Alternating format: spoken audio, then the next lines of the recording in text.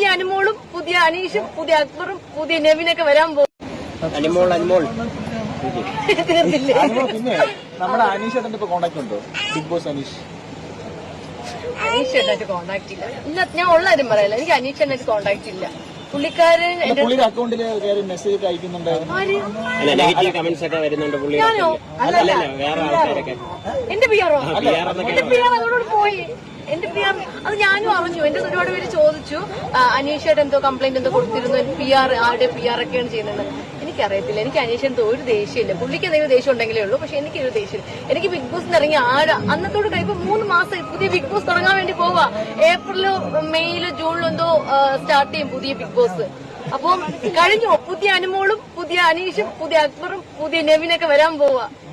കഴിഞ്ഞു, അവിടത്തോട് കഴിഞ്ഞു. പക്ഷെ ഇപ്പോഴും കഴിയാത്ത കുറെ പേരുണ്ട്. വിട്ടേക്ക്, നമ്മളൊന്നും മൈൻഡ് ചെയ്യരുത്. നമുക്ക് നമ്മുടെ പുതിയ വഴി, നമ്മുടെ പുതിയ ലൈഫ് അത്ര